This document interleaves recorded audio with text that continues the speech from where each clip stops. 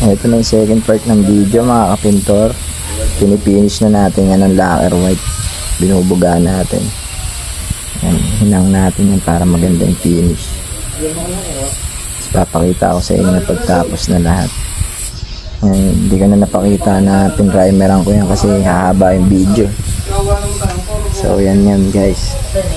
Yung grills ng bintana, 11 pieces yan. Yan, papakita ko sa inyo yung finished product.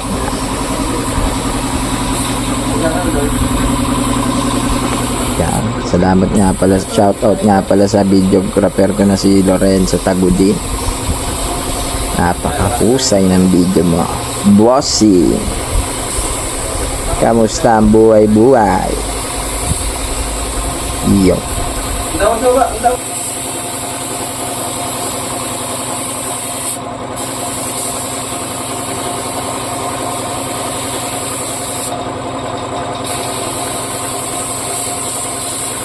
Yung finish na lahat.